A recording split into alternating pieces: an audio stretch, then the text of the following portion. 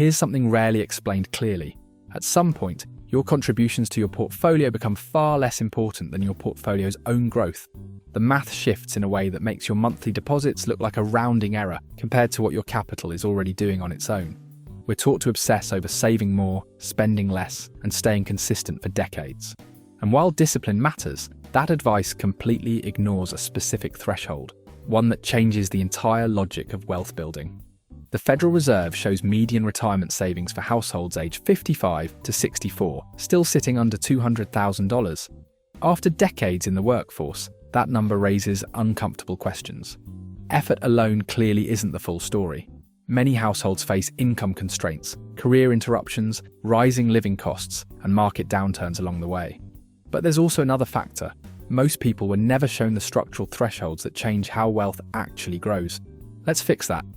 Every dollar you accumulate comes from one of two sources: your effort or your capital. In the early stages of building wealth, almost everything depends on the first one. You earn, you save, you invest. Repeat. Your portfolio grows because you keep feeding it. This is the contribution engine, and it has a ceiling. It's limited by your salary, your tax bracket, your rent, your groceries, your insurance premiums. In many major metro areas, housing costs have risen dramatically over the past 5 years, in some cases exceeding 30 to 40%. Health insurance premiums continue to climb. The average American household is spending a record share of its income just to maintain a basic standard of living. Under those conditions, saving aggressively requires real sacrifice. But there's a second engine, one that doesn't require your labor at all.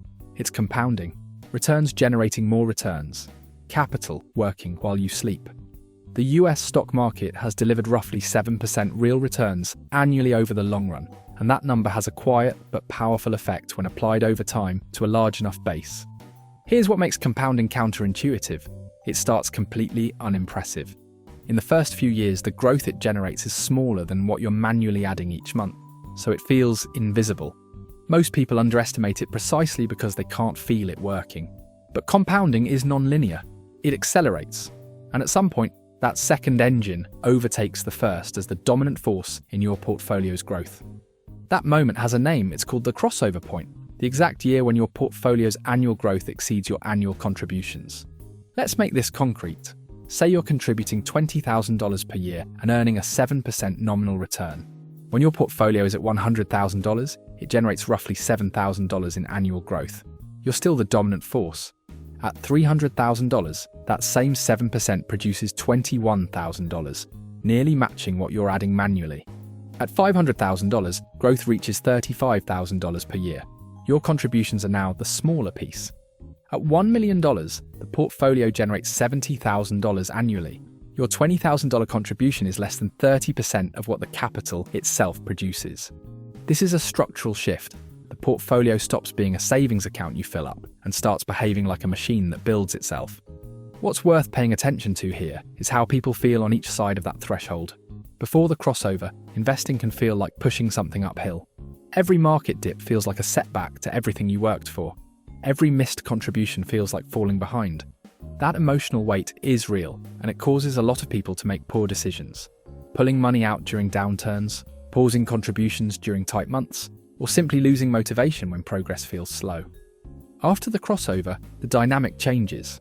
The portfolio develops its own momentum. A down year is still uncomfortable, but it doesn't erase your effort. It just delays growth that the market will likely recover. That shift in perception alone changes how people relate to their finances. Investors who understand this threshold often report feeling less reactive during market volatility. The math creates a kind of psychological stability that willpower alone can't replicate. In 2026, staying invested is arguably more critical than ever. AI-driven innovation is influencing corporate strategy and long-term productivity expectations, but markets remain volatile. Geopolitical tensions, rate uncertainty, and trade disruptions keep creating short-term noise. The investors who understand the crossover point don't get rattled by that noise.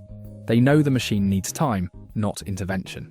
Before we go further, if you are enjoying this video so far, consider giving it a like. It really helps the channel and tells YouTube that you're interested in this kind of content. Now let's continue.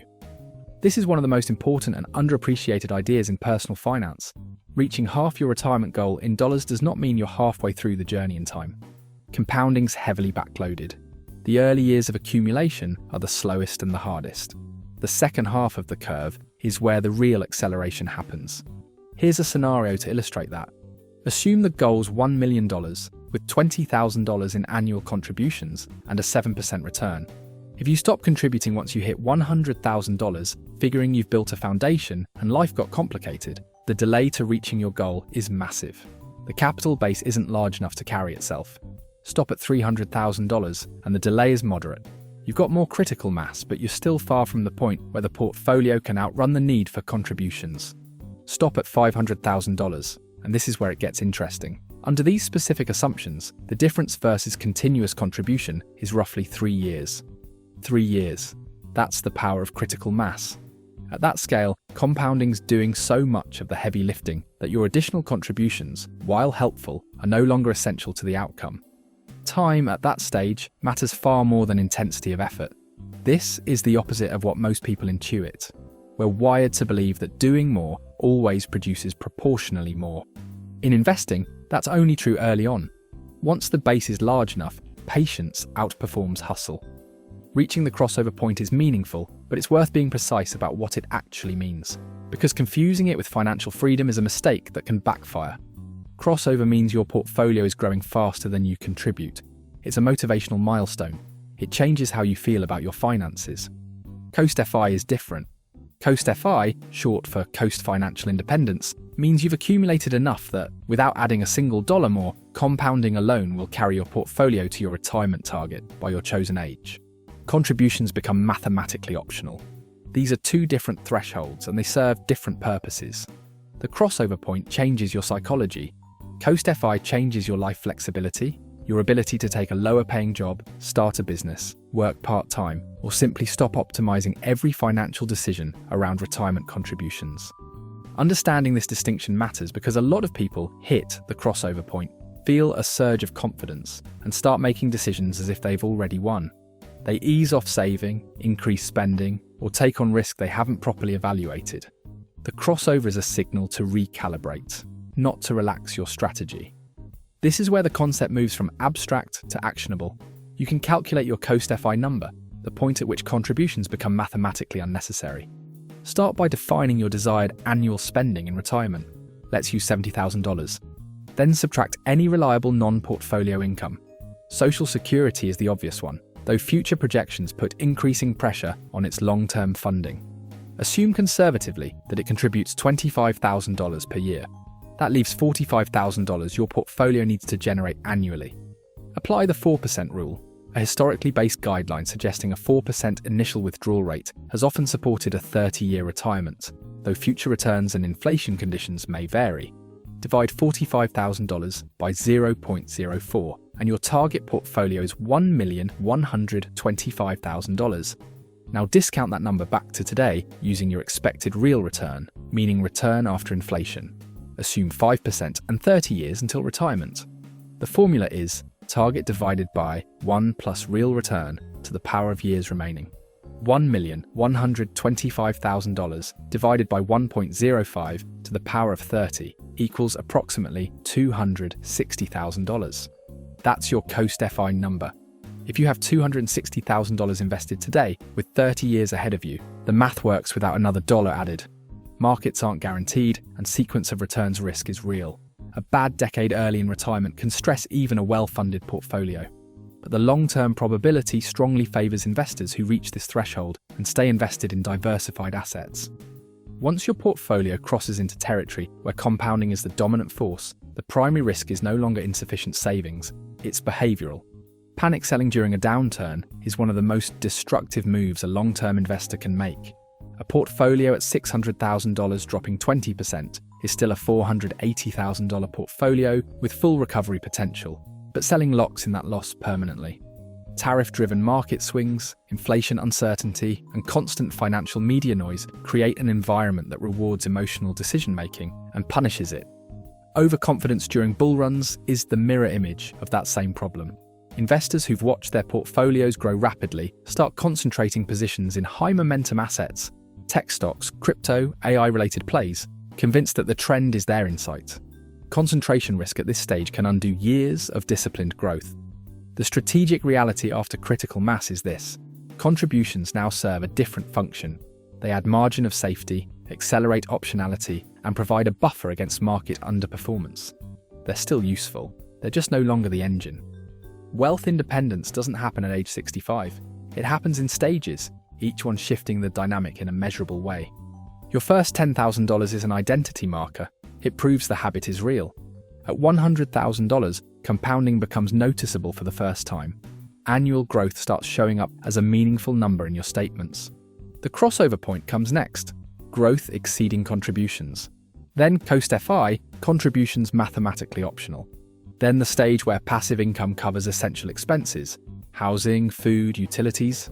After that, the point where your portfolio generates the equivalent of a full salary.